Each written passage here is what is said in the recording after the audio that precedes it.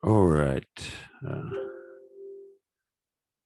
hey, what's up? Today is the sixth day of my studies of the concept of leisure, and I guess this is the last day since today I have a speaking club, and at the end of the day I choose a new topic, and I was thinking about choosing modesty as the new topic for the next week, but the last time I realized that I want to discuss something else, and this something else is going to be consciousness. So next week I'm going to give a deep analysis of the concept of consciousness. Of course, like by deep, I don't mean like really deep. It's just kind of ironic statement. So I'm going to study consciousness and read some books, mostly those books which were written in 20th century, but probably I'll find some other books written before, since consciousness as a phenomenon wasn't discussed so broadly before 20th century. I guess it was the word mind and soul, but consciousness as the concept were developed during 20th century. And I guess I'm going to read about it a little bit more, since, I've watched lots of videos, and especially I watched lectures, not lectures, but videos, podcasts by Lex Friedman. And consciousness is one of the major theme which he discussed with his guests on his podcast. And I watched discussions, like many discussions, like, I wouldn't say hundreds, but, approximately like 10, 20, 30, approximately 30 podcasts or even 40 podcasts I watch on Lex Friedman podcast. And usually they're 2, 3, 4 hours long. And it's more than 100 hours. So I dedicated 100 hours of my time watching people talking about consciousness, and still I see that like I can't explain it clearly, and I can formulate my ideas related to this topic. So that's why I decided to study this topic a little bit more, to spend the next 7 days just reading some materials and analyzing them and trying to wrap my head around this idea. But today we're talking about leisure, and there was a nice yesterday I recorded one of the best of my podcasts so far. It was like this studying stream. Yesterday it was one of the best. I was talking for 4 hours, and it was so exciting for me.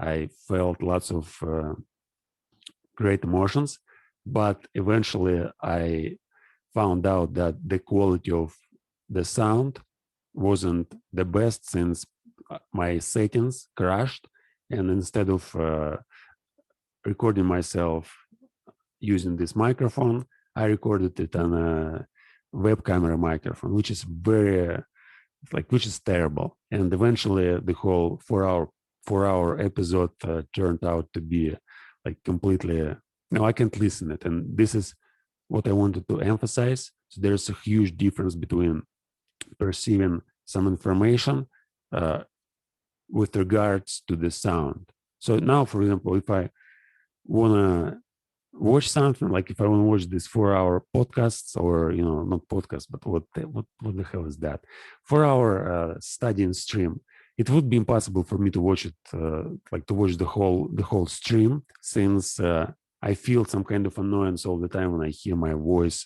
recorded on this cheap microphone. And there's such a big difference, I mean, even in perception. So it's the same. I understand that it's the same information. I don't say anything differently, just a little bit more improved quality of my voice, but it immediately makes me pay more attention, and it makes me feel different about what I perceive, rather than if I just watch, like listen to my voice recorded on a cheap microphone. Such a huge difference. Yeah, and it's like these 4 hours had been lost. And I was talking yesterday a lot about determinism, and I said many things related to how beautiful it is when you understand this concept, and when you like live in a deterministic world, that you don't care about anything, and whatever happened in the past, it's like it's okay, you just need to understand why it happened. And then I remember there was such an ironic situation. I finished watching it, I started, I uploaded it on YouTube, and then I started listening to it, just to check out, the quality at the beginning. And I realized there's a bad voice, and I was thinking, damn, what what the hell is that? It was such a disappointment. And I was thinking, like, for the first five, well, not five, maybe a few minutes, I was thinking, well, I had to check it out before. I had to check before making the video, like before making this stream. I had to check the quality of like the voice. And yeah, I was upset, but then I started thinking, wow, no, it's like it was predetermined. It was predetermined. There was some reason for that, and probably like it helped me to realize that at the beginning. So now whenever I start recording a video, I need to check out whether my microphone works or not. And if it's not, I just need to change the settings. That's, I mean, that's that's important. Another thing is that no, I have to do something with the speed of my voice, with my speech, since I talk too fast, even for myself. When I listen to it afterwards, at the beginning it may be slow, but then I get faster and faster, and probably I need to control it.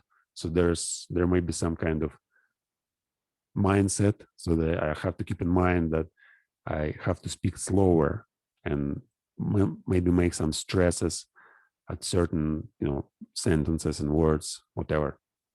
Anyway, so now today I'm going to, as I said, finish the studying of leisure, and I'm going to read this paragraph by Schopenhauer. Schopenhauer is not a big paragraph, and I'm not going to spend a lot of time today, maybe less than an hour, since yesterday, like I was talking for 4 hours, and it certainly wasn't good. I mean, I have to control it. If I talk for 4 hours every day, in a few weeks, I'll get mad. So I need to learn how to limit myself, like 1 hour, 2 hours, like 2 hours. I guess it's more than 2 hours is unnecessary. I have to control it. Anyway, so there's this concept of leisure, and in this paragraph, Schopenhauer basically says, yeah, I'm going to read the whole paragraph and consider each sentence and somehow describe it and through my experience, explain it, comment on it, whatever. So let's go on. The ordinary life of every day, so far as it is not moved by passion, is tedious and insipid. And if it is so moved, it soon becomes painful. All right, so the ordinary life of every day, when it is not moved by passion, is tedious and insipid. And if it is so moved, it soon becomes painful. So if there's no passion in life, yeah, like I'm trying to kind of rephrase it, but once again, what I'm doing here, I'm just studying language. I'm studying English. I'm studying to speak well. It's not. It's the main purpose, to learn to express my thoughts and ideas in a comprehensive way, to study more vocabulary, to understand better some theories, concepts. Since now I see that I want to talk about philosophy and psychology a lot, especially when I have conversations with people, and I can't do that on a level which, no, I can't do it according to my standards. Whenever I speak, I feel frustrated, not all the time, but quite often. And I know where this feeling comes from. So I was studying philosophy for many years, and most of these concepts and ideas and experience, it's basically conveyed in Russian language. And whenever I want to talk about it, I just start translating from my experience and describing something that I did using those, not even words, but some phrases which are direct translations from Russian language. And I want to reread many books which I read in Russian, just to find certain correct ways of expression, and being able to speak fluently about these concepts and think about them. Because like what's most important is thinking, not speaking. And I find myself unable to think clearly and to develop really long and structured thoughts by using these substitutions from my Russian language. All right, so not moved by passion. Yeah, again, my whole idea with this reading is basically slow reading and thorough thinking. I read the paragraph, I read every sentence, I try to make sense out of it, I try to think about it on my own, try to find some experience which I had to describe this experience using these words from these sentences. Or sometimes I just use I may just put I may even construct my first completely novel experience by just thinking about these concepts and trying to organize them in a way which is appealing to my stream of consciousness, whatever. So the ordinary life of once again, in my words, what he wants to say. He wants to say that usual life is boring, and it's boring because there's no passion. And if there's no passion, yeah, it's boring. Sounds trivial. Yeah, that is trivial. Let's move on. Those alone are happy whom nature has favored with some superfluity of intellect, something beyond what is just necessary to carry out the behests of their will. For it enables them to lead an intellectual life as well, a life unattended by pain and full of vivid interests. All right, so simply put, this sentence is about intelligence or intellect. So if you have more intelligence than necessary for fulfilling your basic needs and desires of for serving your will, it's full of vivid interests. Like your life becomes full of vivid interests, since your intellect basically may create, and it's like kind of fantasy. I mean, it's not, you may say that it's even not real. So for somebody who is focused on life and reality as a kind of materialistic reality, as the outside world, most of it makes very little sense. And probably Schopenhauer wants to say he's an idealist, and he wants to say that everything what we perceive, this whole reality, first of all, it's ideal, it's not real, it's not materialistic, it's just our perception, since whatever we perceive it through our senses, through our mind. And our mind, it's not just a passive mechanism. It's not a mirror. It's not just a reflection of reality. It's basically, it's half mirror, half creator. So it's also create what it perceives. And nobody perceives like the thing in itself. I mean, this outside world, it's kind of beyond our capacity to perceive it.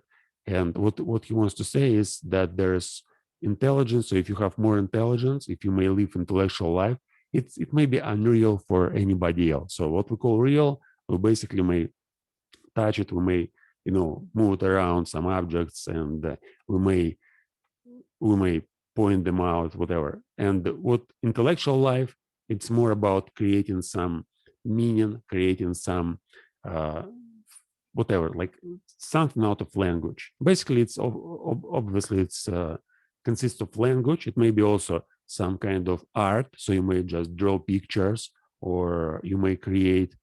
Okay, and then like when you draw pictures, it's more real than you just create some language, whatever, metaphysical castles and utopias and whatever else.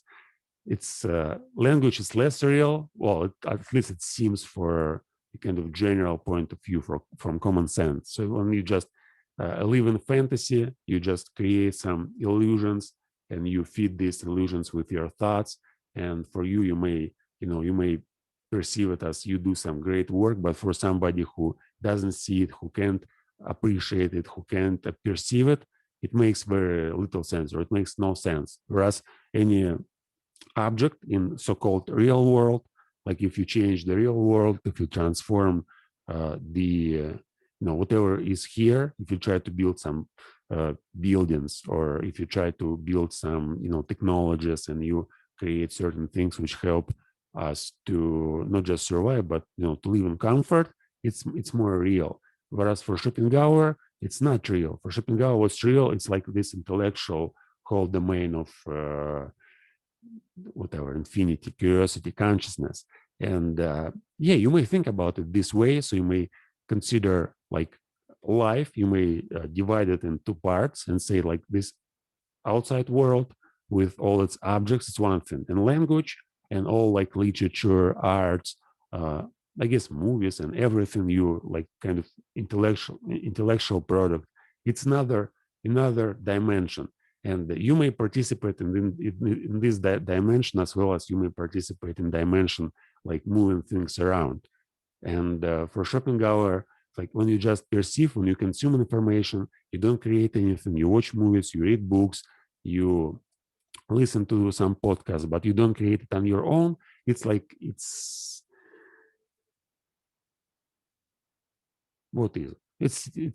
It's not as it's boring basically. For Schopenhauer, it's boring. There's no passion, and when you start participating, when you start rearranging information, so when you just live in this metaphysical world or in the in the world of language, you basically find some intellectual passions, and your life becomes full of vivid interests. So I mean, like intellectual power, it's endless. So whereas world also it's endless. Yeah, we may argue about it like endlessly, but yeah, that's the Schopenhauerian point of view. So if you like, you can't find.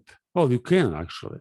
Of course, we may argue with Schopenhauer. So what he wants to say that ordinary life of every day, yeah, yeah, it may be moved by passion, but for him, passion it's basically about intelligence. So it's about writing, reading, whatever, listening, speaking, all sorts of linguistic activities.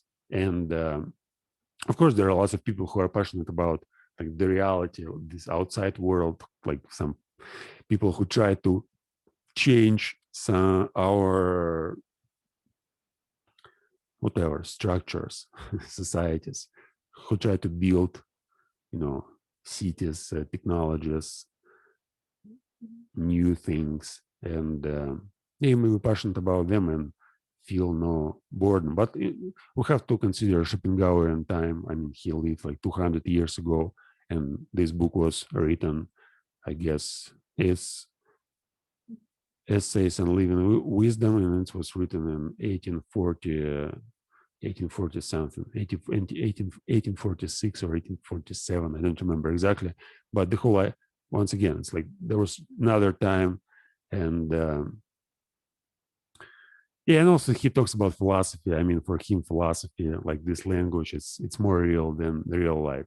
And to some degree, I agree with him. But let's read it once again. Those alone are happy whom nature has favored with some superiority of intellect. So for him, like if you're dumb, you're miserable. There's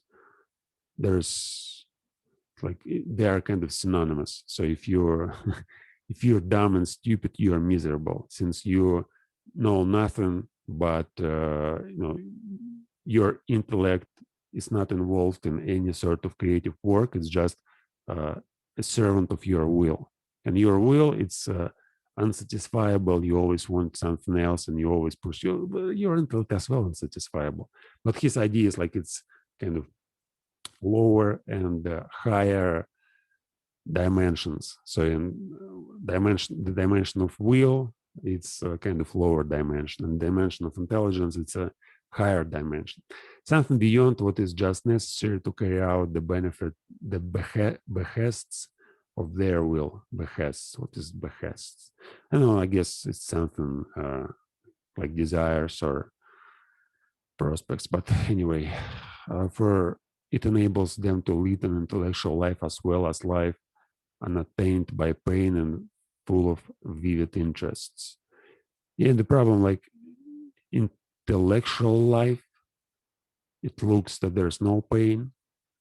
I mean, you can feel like your consciousness, your intelligence doesn't feel pain. Like your body feels pain, but your intelligence, it's basically, yeah, you may feel kind of intellectual pain. For example, you say something silly and then you feel embarrassed, or you feel some shame or regret or guilt or whatever. and this may lead to certain, certain psychological problems.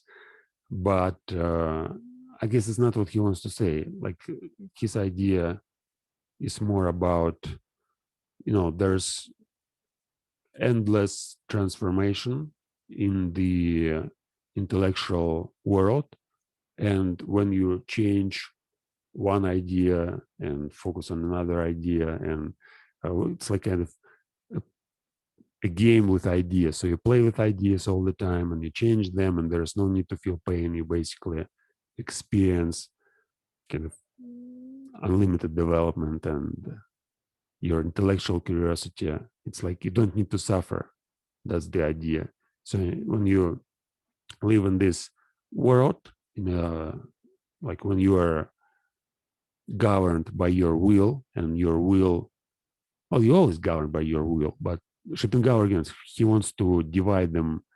Like, he wants to distinguish between will and intelligence, and say that the whole idea of intellectual life is when you don't do anything for the service of will, when your intellect is free. And that's where this notion of free thinkers or free spirits, it wasn't Schopenhauer invention. I guess Voltaire wrote about like free spirits even before, but the whole idea is that free spirit is not somebody who thinks for himself. Somebody who thinks, and his thoughts are not affected by the will. So it's like, it's basically this whole idea of intrinsic value and leisure, like doing things for their own sake. And thinking, it's some kind of activity which is not done for anything. So Schopenhauer wants to distinguish between thinking for a certain purpose, like I want to eat, and I have to think to, to find food, right? So I don't have food, I have to think. I think and I go, and and I'm not saying that I make up food by thinking. No, I need, like, to discover food, to get food, I need to think, and to not just food but anything. So when I need to get something, I need to think about it. And in this case, my thinking is not independent. But when I think without a purpose, without this desire to get some result, it's like, or I may think like the result may be considered as something like as a development of my thoughts, as a better understanding of certain ideas, and as a clear understanding of myself and the reality, what's going on. Like, there's no purpose in that. Maybe it's like the better quality of life, but essentially it's not even about the better quality of life. It's just, doing something for its own sake and being free, like free. By being free, I mean being not forced by somebody else to do something.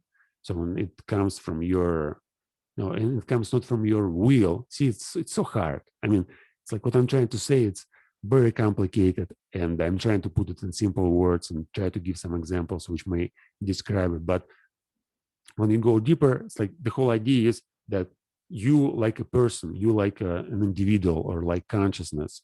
It's like it's not just one thing. There's no one you. There's your will. There's your consciousness, and there are certain desires, and they always contradict, not always, but they contradict to each other. And when you distinguish this idea of like intelligence or consciousness from your personality, and you view it as some some something that like a part of you, or and you place it higher in value than your will, you get a different perception of the world. So you may even perceive the world in a different way. So your will is no longer important, and your intelligence and your intellectual life gets way more important, and you get certain pleasure from that, and you learn to control your desires and your reality through these mechanisms of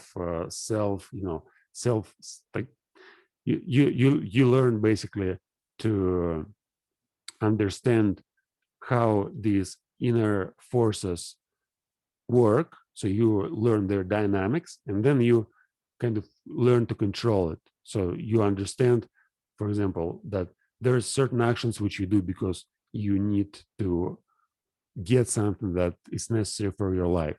And there are certain actions that you do because you are forced by some inner desires. And there are some actions that you do because you're forced by other people and they take advantage of you.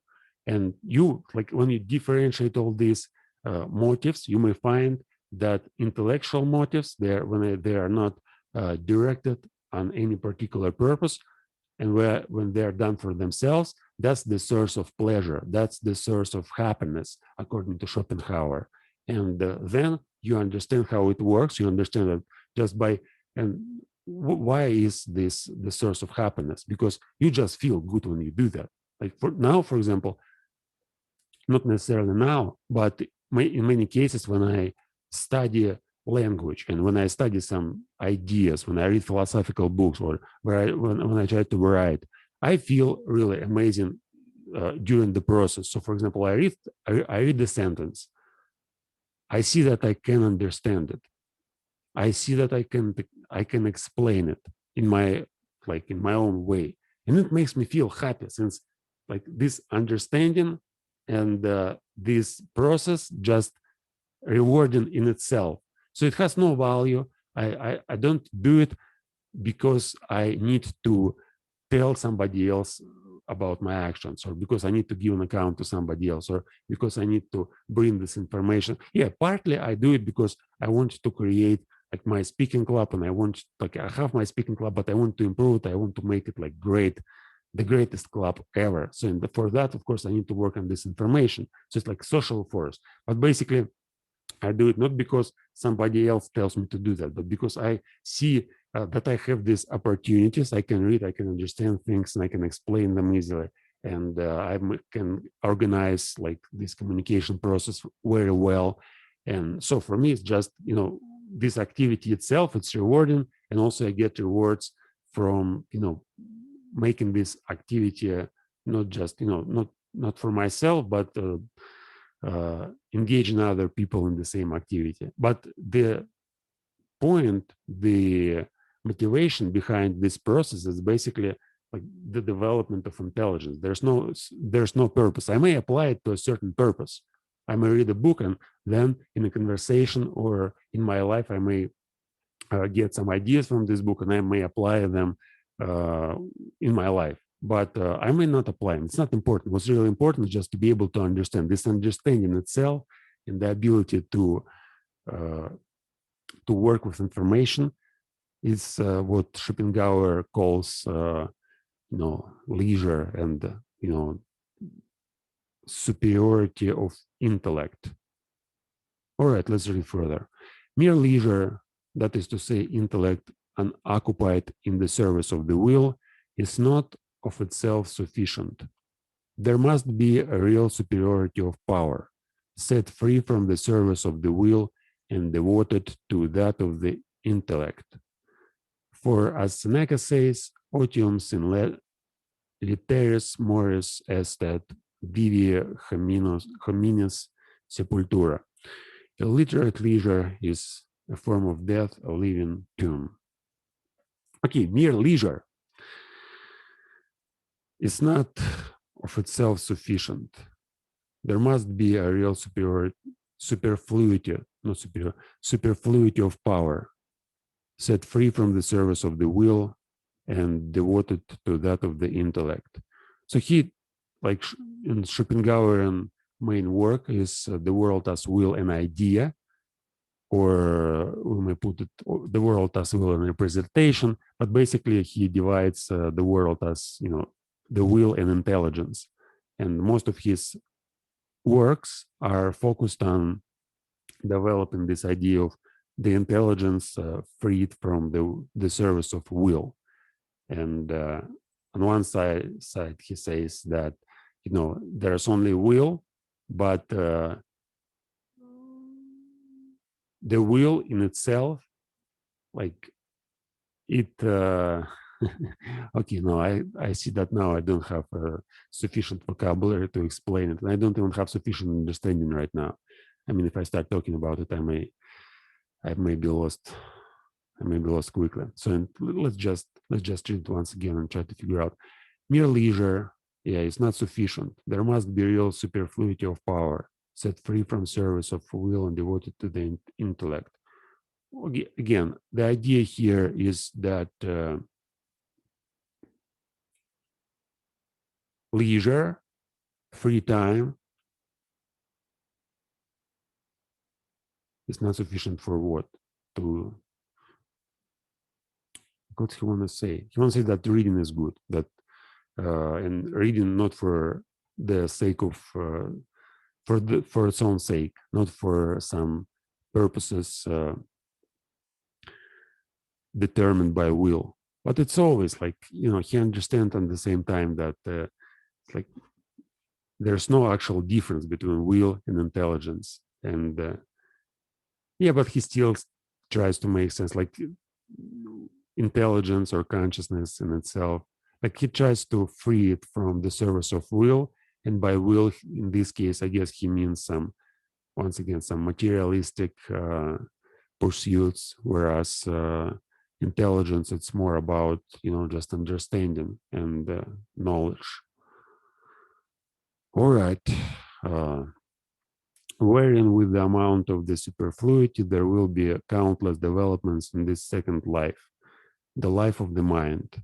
It may be the mere collection and labeling of insects, birds, minerals, coins, or the highest achievements of poetry and philosophy. Okay, the amount of the superfluity, the amount of the superfluity. What's the correct way of pronouncing it? Superfluity. Yeah, it's like superfluity. Let's check. Superfluity. No, superfluity. Okay, superfluity. So we may consider it as if there were like some groups of people, and the one group is those whose intelligence is completely devoted to the service of the will, and there's no superfluity, so there's no any intellectual life. It's basically mere work from people just work, and they don't develop their intelligence at all. And I guess now we have not so many people like that. I mean, you still have some intellectual life, even just by watching stupid news and watching TV. You are engaged in certain, like you have to make some opinions. Even if you repeat other people's opinions, you still have some kind of, like, you still have lots of opportunities for developing your own worldview, your own perspective. And again, it's like it was in Schopenhauerian time as well. I mean, every slave still, even he works like all the time, he still communicates with other workers, and they have certain, information to share.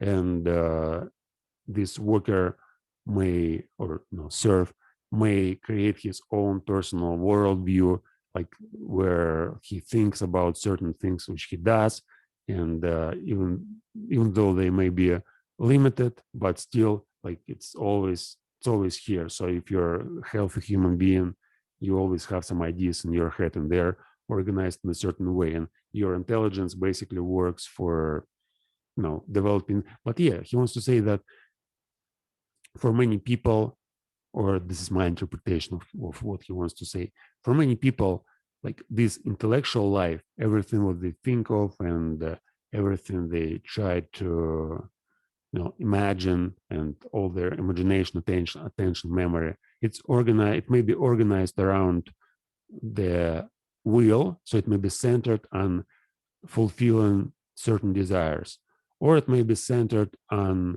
developing certain ideas, and it may be science, it may be poetry, it may be all sorts of linguistic pursuits, all sorts of art, and which are not directly related to certain needs, but which stem from some other. It's also stem from desire, right? But it's kind of, for Schopenhauer, it's a higher desires. So for Schopenhauer, yeah, there's, of course, you would disagree with him and say, like, no, like higher desires is actually, to build the utopia on earth, and all these fantasies and poetry and philosophy is completely useless. Yeah, but then, you see that it's not so superficial. So if you go in both directions, you will you will definitely find that there are strong arguments on both sides, and it all depends on how you perceive the world. What do you choose? But you don't choose. You're actually determined to stick to one paradigm. Like, I'm trying to kind of to manage both, so I like don't go completely crazy and think all the time like Buddhist monks who just don't do anything. They just sit and think and live completely in this spiritual world, or like those who completely engaged into productive labor, whatever you may call it.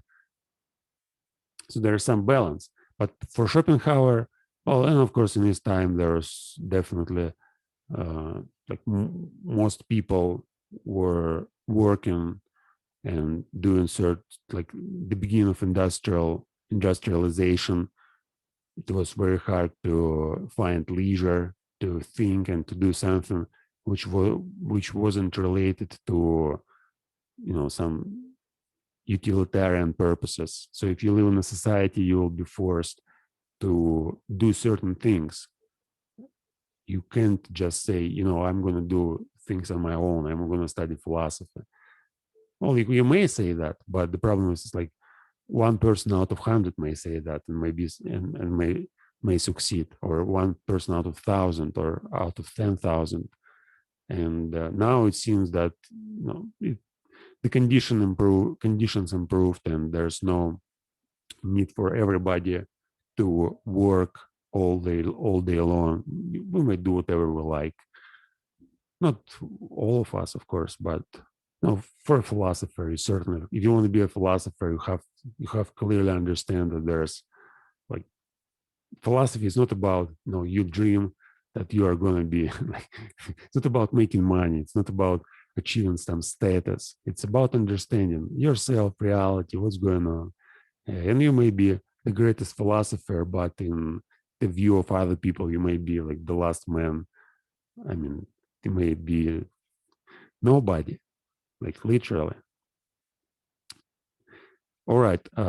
So the amount of superfluity, there will be countless developments in this second life, the life of the mind. That may be the mere collection of labeling of insects, birds, minerals, coins, or the highest achievements of poetry and philosophy. So for him, that like the highest achievements of poetry and philosophy come from this intellectual superiority over the will. And yeah, I wouldn't say that I agree with him on this. Like here, you may have lots of desires, like materialistic desires, and you may serve your will. And it depends how you understand like what is will. Ambitions, yeah, you may be very ambitious, and you may like develop poetry and philosophy, not because you have uh, completely like what independent intelligence, whatever, but it's just your environment and your nature basically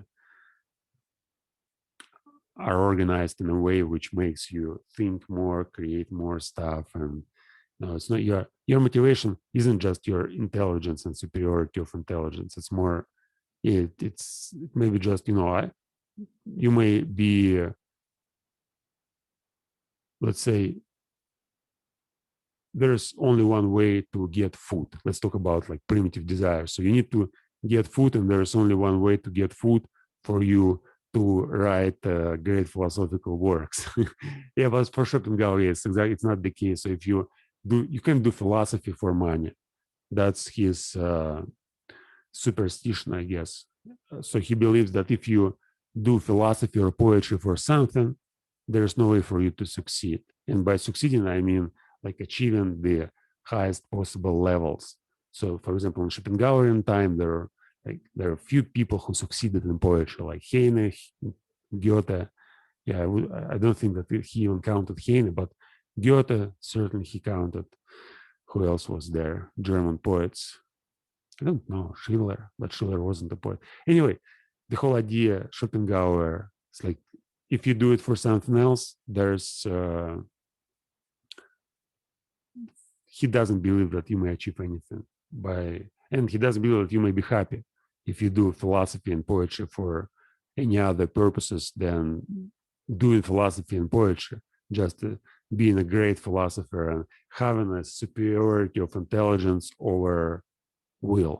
And according to Schopenhauer, it's like you are born with that. So everybody is born with certain proportions of intelligence and will, and character is unchanged, and there's no way to make it otherwise, which is, quite kind of superstitious. But anyway, let's finish this paragraph. There's few more sentences. The life of the mind is not only a protection against boredom, it also wards off the pernicious effects of boredom. It keeps us from bad company, from the many dangers, misfortunes, losses, and extravagances, which the man who places his happiness entirely in the objective world is sure to encounter. My philosophy, for instance, has never brought me in a sixpence, but it has spared me many an expense.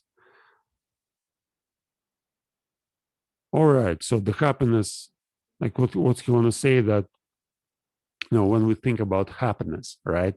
Happiness, happiness depends on our satisfaction to some degree, and like to the highest degree, I would say. So if you want something and you don't have it, you're unhappy. So if you want feel great emotions, if you want feel love and admiration and joy, and you feel sadness and grief and depression, and you are afraid of everything, you are hateful, angry, there's always disgust, whatever. It's like there's like if you feel that because you want something, if you feel unhappy because you don't get certain thing from the outer world, it's like you may feel angry because somebody said you something nasty, and you may just be angry, or you may feel angry like you may have a car and somebody else has a better car, and you can't get a better car since you have no money, and you can't earn this amount of money today or in near future, since you have no education, or you have no job, or you have a bad job where you have to work all day and you are paid less than you deserve, so as you think you deserve. And then you may feel all these unpleasant emotions, since your happiness depends not on your thoughts and on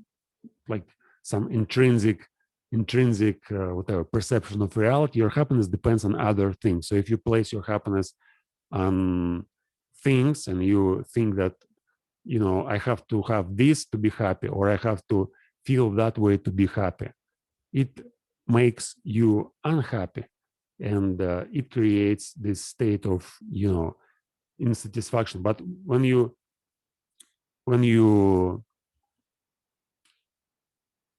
like in the life of mind, you can't be unhappy. I mean, that doesn't make any sense. Like if you live this intelligent life, you're always happy, since you may be unhappy and you're stupid. That's the problem. So that's what Schopenhauer wants to say. So develop your intelligence. As you develop your intelligence, you get happier and happier and happier, just not because you have something, but because who you are. So you get this intrinsic happiness, because you always, see yourself as whatever.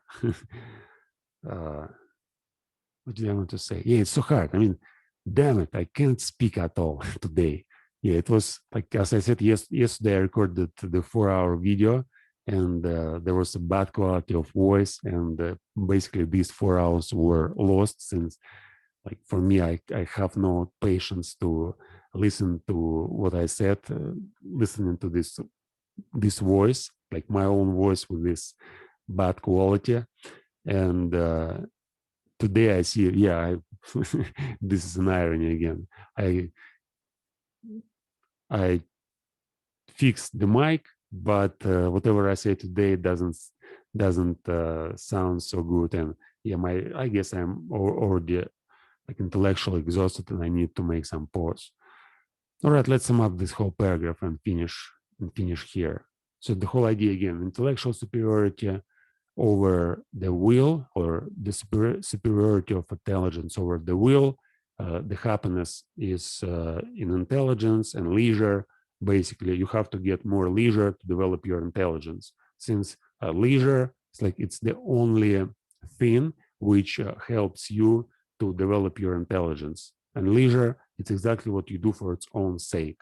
And most of things which you do, like in your free time, you do them because you want to fulfill your desires or to satisfy your needs. But leisure, it's more about like higher, it's like not even about desires, but let's call it intellectual curiosity. So you want to satisfy your intellectual curiosity. You learn stuff, you develop your mind, you develop your intelligence, or you just give more food to your, like, to your mind, mental food. And this, like, leisure, this make you superior and you feel happy. Whereas if you chase some material stuff, if you chase some, comfort, if you chase money, girls, relationships, whatever, you never find such satisfaction as you may find, like, in the development of your intelligence. And the intellect, like, you may ask, like, what's the purpose? Why should I do that? Like, there's no purpose. It's just for its own sake. But you may say the highest purpose is to understand what's going on in the world, to understand reality, to understand yourself, to understand why you do certain things and what makes you do certain things, and gain leisure, gain freedom. So basically, do whatever you do, not because you are forced by somebody else to do that, or by some, you're always forced by some economic forces, social forces. But in one case, you understand why you have to do something that you don't want to do, and you must do that. And in another case, you don't understand it. You blame uh, whatever, the world, other people, for your misery. And when you understand what you're doing and why, you're basically happy all the time. And when you don't, like, this happy doesn't mean that you go and feel joy all the time. No, being happy doesn't mean to feel joy. Being happy is just basically a certain state of being or existence when you are kind of aligned with the reality, with what's going on. So you accept everything what's going on, you enjoy it, and you like to, to do what you're doing. That's basically the state of happiness, when you are not forced to do what you do, when you do what you do and you like it, and basically when you are like thinking about it and you have some amazing thoughts, when you may correctly describe what you are doing and it makes you feel good. Yeah, as awake as that, but I guess this is the end, so I have to finish here. And this is the, as I said, the 6th day of my studies. So today I finished the studying of the concept of leisure. I guess I learned something during this week. I was talking for 10 hours. You may watch all these, streams, 6 streams, which I uploaded on YouTube. These few were like this. The previous one was the best, but I'm not sure that you'll find patience to listen to this whole like 4-hour streams. There's a bad quality of voice, so it's different from what I have right now, and I myself can't listen to it. It makes me feel it makes me feel embarrassed, and I don't like it. I mean, there's a certain feeling which bothers me all the time. And even though I say something meaningful, and at that moment when I was speaking, I was really excited. Like for now, I wasn't so excited since I couldn't find something which I may describe so well as I could did that the last time. And but now it's still I yeah, I understand what I'm doing. I see that it's impossible to always be wise and smart and to always speak clearly. And well, maybe it's possible. Maybe it's a goal which I dare to achieve and which I strive for. But yeah, sometimes when you see that there's certain, problems with explaining stuff, and you may say something unrelated or something stupid, it's also okay.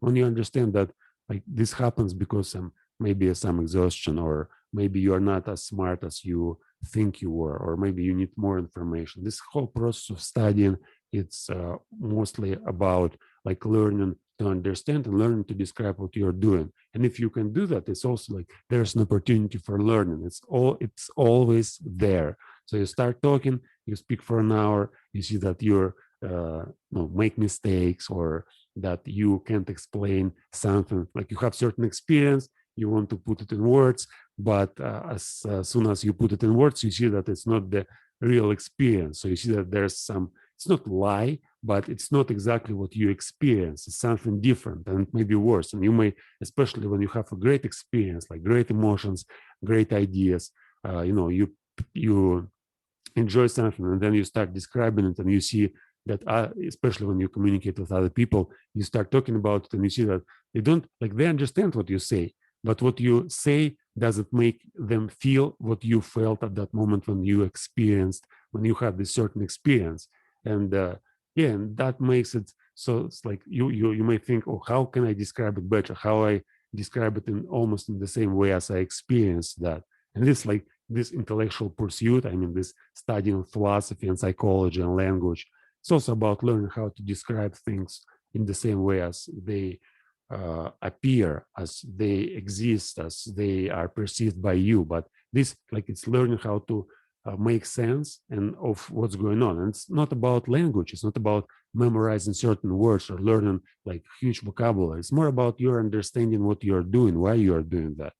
So when I like study the concept of leisure, I see that it's not it's like I don't know what is leisure. I don't know exactly what is meant by leisure by other people, but I want to get as much information as possible, and I'm trying to put my thoughts like in a kind of in a structured way. I'm trying to figure out, okay, this is the concept of leisure. I had some experience of leisure, and I try to describe it, and I see that sometimes it matches to my experience, sometimes it doesn't match. And today, for example, I was reading Schopenhauer, and I see that I interpreted him badly. I mean, my interpretation wasn't as good as I intended it to be, but still, it's okay. It's basically I just need to read more Schopenhauer and think about it more, maybe write few essays to clarify my thoughts. And yeah, and I'll do that in the future. But for today, it's all done. Thank you for watching. See you next time.